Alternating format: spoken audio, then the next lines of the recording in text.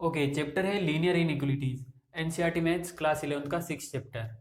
तो इस चैप्टर में सबसे पहले हम लोग सीखेंगे लीनियर इनइक्वालिटीज का मतलब क्या है, फिर लीनियर इनइक्वालिटीज को कैसे सोल्व करते हैं, सोल्व करने की क्या रूल्स होते हैं, राइट। और इसके बाद जब आप लोग 12th में आओगे तो वहाँ पे आपको एक चैप्टर मिलेगा लीनियर प्रोग्रामिंग प्रॉब्लम, जो कि इसका एडवांस पार्ट है, यानी कि इस चैप्टर के लिए ये काफ़ी इंपॉर्टेंट है। एंड 12th में एक और चैप्टर है एप्लीकेशन ऑफ डेरिवेटिव, जहाँ पे मैक्सिमा एंड मिनिमा के कॉन्सेप्ट में भी हमें इस चैप्टर की ज़रूरत पड़ेगी। ओके। एंड फंक्शंस चैप्टर, किसी भी फंक्शन का डोमेन या रेंज फाइंड करना हो तो वहाँ पे भी आपको पता होना चाहिए लीनियर इनइक्वालिटीज को कैसे सोल्व करते हैं, सोल्व करने की क्या रूल्स होते हैं। एंड आई थिंक मैथ्स के ऑलमोस्ट सारे चैप्टर में कहीं ना कहीं थोड़ा बहुत इस चैप्टर का यूज़ मिल ही जाता है, तो ये काफ़ी इंपॉर्टेंट है, अच्छे से सीखना। ओके, स्टार्ट करते हैं। सबसे पहले सीखेंगे इनइक्वालिटीज का मतलब क्या है, एक एग्जांपल के थ्रू समझते हैं। सपोज ए एंड बी दो क्वांटिटीज है जो कंपेरेबल है। अच्छा, कंपेरेबल से मेरा मतलब दो ऐसी क्वांटिटी जिनको कंपेयर करके मैं ये बता सकूँ कि उनमें से कौन सी लेस है, कौन सी ग्रेटर है, या फिर क्या दोनों इक्वल है। फॉर एग्जांपल 11th क्लास के स्टूडेंट्स एंड 12th क्लास के स्टूडेंट्स, तो दोनों को कंपेयर करके बता सकता हूँ कौन से क्लास में ज़्यादा स्टूडेंट्स है, कौन से में कम है, या फिर क्या दोनों में इक्वल है। या फिर किसी स्टूडेंट के इंग्लिश में मार्क्स या मैथ्स में मार्क्स, तो दोनों को कंपेयर करके बता सकता हूँ कौन से सब्जेक्ट में ज़्यादा मार्क्स है, राइट। या फिर ए एंड बी सिंपली दो नंबर हो सकते हैं, अगर मैं दो नंबर पिक करता हूँ तो दोनों को देख के बता सकता हूँ कौन सा ग्रेटर है, कौन सा लेस है। तो ए एंड बी कुछ इस तरह की क्वांटिटीज है। अच्छा, ए एंड बी को अगर मैं कंपेयर करूंगा तो मुझे क्या क्या रिजल्ट मिलेगा, या तो ए बी के इक्वल होगा, या ए बी से लेस होगा, या फिर ए बी से ग्रेटर होगा, राइट। ये तीन रिजल्ट। अच्छा, ऐसे लेफ्ट टू राइट रीड करते हैं इसको, A is less than B, A is greater than B. Okay.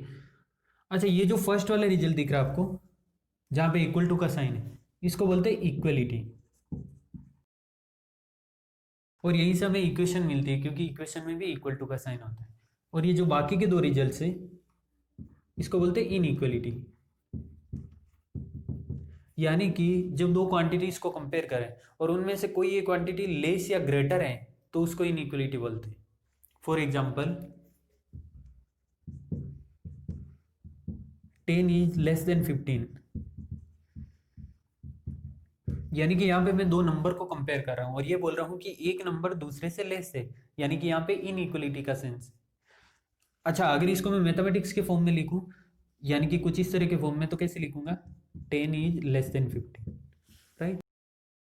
Okay, कुछ इस तरह के एग्जांपल ले सकते हैं। Suppose I will get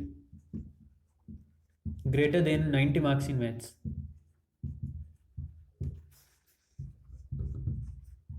90 marks in maths, यानी कि यहाँ पे मैं मेरे मैथ्स के मार्क्स को एक पर्टिकुलर मार्क्स से कंपेयर कर रहा हूँ और ये बोल रहा हूँ कि मेरे मार्क्स 90 से ग्रेटर है, यानी कि यहाँ पे भी इनइक्वलिटी का सेंस है, राइट। अच्छा, इसको अगर मैथमेटिक्स के फॉर्म में लिखूँ तो कैसे लिखूंगा, अगर मेरे मैथ्स के मार्क्स को मैं एक्स से कंसिडर करता हूँ तो इस स्टेटमेंट के अकॉर्डिंग एक्स की वैल्यू 90 से ग्रेटर है। ओके। यानी कि अगर किसी स्टेटमेंट में लेस देन या ग्रेटर देन होता है, या फिर किसी मैथमेटिकल स्टेटमेंट में लेस देन या ग्रेटर देन जैसे साइन होते हैं, तो उसको इनइक्वलिटी बोलते हैं। ये इनइक्वलिटी। ओके। कौन कौन से साइन, लेस देन या ग्रेटर देन, इसको बोलेंगे लेस देन, और ये होता है ग्रेटर देन। ओके। अच्छा, कुछ इस तरह के example, suppose Raju will get greater than और equal to 90 marks in maths.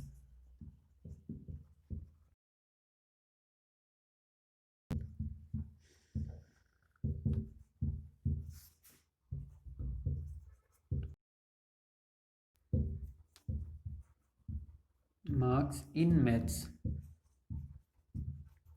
Okay, क्या स्टेटमेंट है, Raju will get greater than और equal to 90 marks in maths. अच्छा, अगर इसको मैं मैथमेटिकल फॉर्म में लिखूं तो कैसे लिखूंगा, अगर राजू के मैथ्स के मार्क्स को एक्स कंसीडर करता हूं तो इस स्टेटमेंट के अकॉर्डिंग या तो एक्स इक्वल टू 90 है या फिर एक्स ग्रेटर देन 90, राइट। इस स्टेटमेंट का मतलब यही होगा। और इसको मैं दूसरे फॉर्म में ऐसे लिख सकता हूँ, एक्स इज ग्रेटर देन और इक्वल टू 90। दोनों का मतलब सेम ही है, रिप्रेजेंट करने का तरीका अलग है। ओके, तो आप लोग देख रहे हो इस एक ही स्टेटमेंट में इक्वलिटी भी है और साथ में इनइक्वलिटी भी है। तो ये जो कंबाइन फॉर्म आया इसको अभी इक्वलिटी बोलेंगे या इनइक्वलिटी बोलेंगे? देखो, अगर दो क्वांटिटीज को कंपेयर करें और वो इक्वल है तो उसको इक्वलिटी बोलते हैं। बस इक्वलिटी की डेफिनेशन यहीं पे खत्म। अगर दो क्वांटिटीज को कंपेयर करें और उनमें से किसी एक क्वांटिटी के जरा सा भी अनइक्वल होने का चांस होता है, यानी कि इक्वल नहीं होने का चांस होता है, किसी केस में इक्वल भी हो सकता है लेकिन अनइक्वल होने का भी चांस रहता है, तो उसको इनइक्वलिटी बोलते हैं। यानी कि ये जो कंबाइन फॉर्म आया इसको इनइक्वलिटी बोलेंगे। ओके, यानी कि हमारे पास इनइक्वलिटी का एक और साइन मिला, ग्रेटर देन और इक्वल टू, राइट। अच्छा, एक एग्जांपल और लेते हैं। Suppose Rani will get less than और equal to suppose 95 marks in English. Okay, क्या स्टेटमेंट है? Rani will get less than और equal to 95 marks in English. यानी कि अगर रानी के जो इंग्लिश में मार्क्स आने वाले हैं उसको मैं एक्स कंसिडर करता हूं, तो इस स्टेटमेंट के अकॉर्डिंग एक्स की वैल्यू या तो 95 है या फिर 95 से लेस है, राइट। इस स्टेटमेंट का मतलब यही है। और इसको मैं दूसरे फॉर्म में कुछ ऐसे लिख सकता हूं, एक्स इज लेस देन और इक्वल टू 95। अच्छा, आप लोग देख रहे हो सेम वही सीन है, यहाँ पे इक्वलिटी भी है और साथ में इनइक्वलिटी भी है। तो ये जो कंबाइन फॉर्म आया इसको इनइक्वलिटी बोलेंगे। यानी कि अपने पास इनइक्वलिटी के दो और साइन मिले, ग्रेटर देन और इक्वल टू, लेस देन और इक्वल टू। कौन कौन से साइन? लेस देन और इक्वल टू, ग्रेटर देन और इक्वल टू।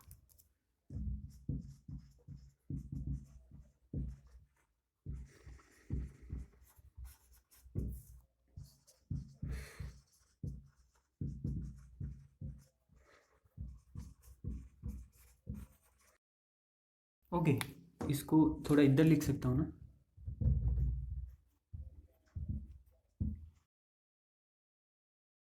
अच्छा, इसमें और का ध्यान रखना, या तो इक्वल होगा या फिर ग्रेटर, या तो इक्वल होगा या फिर लेस। आप लोग को देखो ना, एक्स की वैल्यू या तो 95 होगी या फिर 95 से लेस होगी। मतलब रानी के मार्क्स या तो 95 आएंगे या फिर 95 से लेस आएंगे। दोनों एक साथ ट्रू नहीं हो सकते, और दोनों में से कोई एक ट्रू होगी तो ये पूरा स्टेटमेंट ट्रू होगा। ओके, अच्छा, ये जो स्टेटमेंट लिखा हुआ है इसको एक बार दोबारा से पढ़ो। Raju will get greater than और equal to 90 marks in maths. अच्छा, इसको मैं ऐसे भी तो रीड कर सकता हूँ ना, Raju will get at least 90 marks in maths. दोनों का मीनिंग सेम है, यानी कि ग्रेटर देन और इक्वल टू की जगह मैं एटलीस्ट भी लिख सकता हूँ।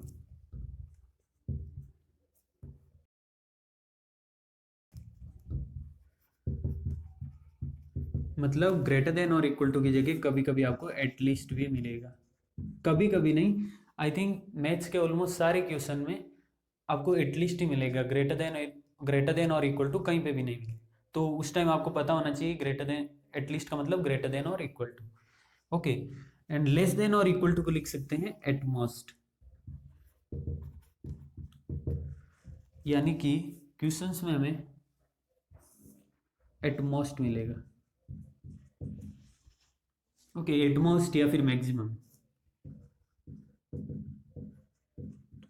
एटलीस्ट या फिर मिनिमम। तो ये तीनों का मीनिंग सेम है, मिनिमम, एटलीस्ट या फिर ग्रेटर देन और इक्वल टू। अच्छा, एटलीस्ट का मतलब ग्रेटर देन और इक्वल टू, ग्रेटर देन नहीं। मिनिमम का मतलब भी वही सेम, मिनिमम मतलब कम से कम इतना या फिर उससे ज़्यादा, वो भी इंक्लूडेड। ओके, ऊपर की जो दो इनइक्वलिटीज है और नीचे की दो इनइक्वलिटीज है, इनको एक प्रैक्टिकल एग्जांपल के थ्रू समझते हैं। सपोज रानी एंड वानी, दो सिस्टर से सग्गी वाली। तो रानी कुछ जिद्दी टाइप की लड़की है। जब मम्मी शॉपिंग के लिए जा रही थी तो रानी बोली मेरे को एक ड्रेस चाहिए, ड्रेस भी 4000 से ज़्यादा की। मम्मी बोली 4000 की मिले तो लाऊं? का नहीं, 4000 से ज़्यादा की।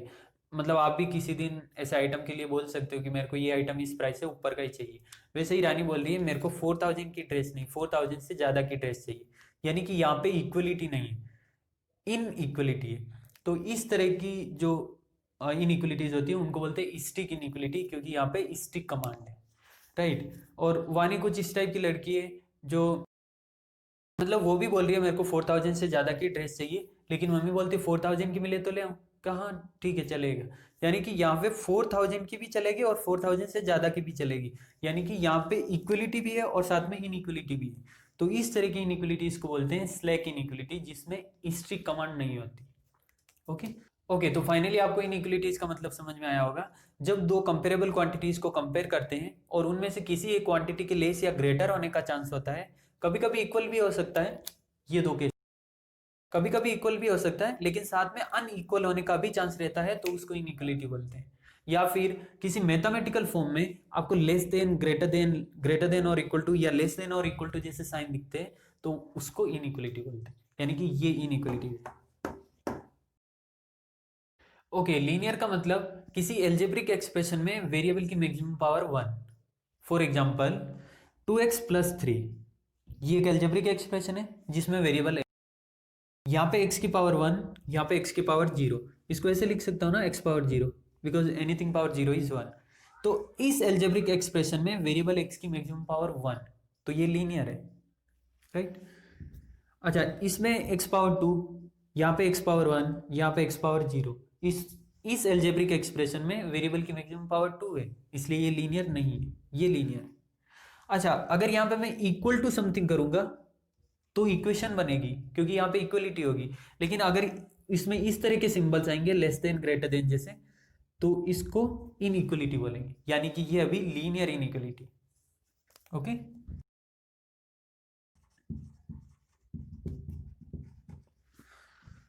ये नहीं है, इसको हटा सकता हूँ ना, ये लीनियर इनइक्वलिटी।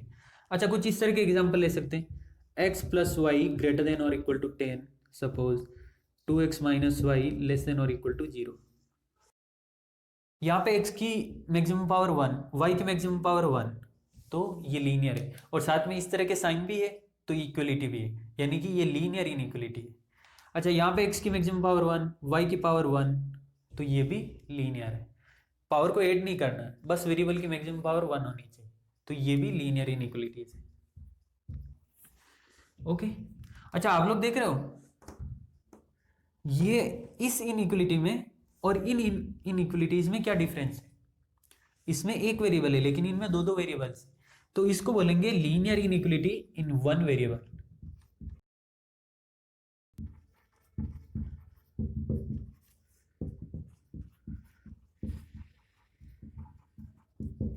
क्योंकि इनमें दो दो वेरिएबल्स है, इसलिए इनको बोलेंगे लीनियर इनइक्वलिटीज इन टू वेरिएबल्स।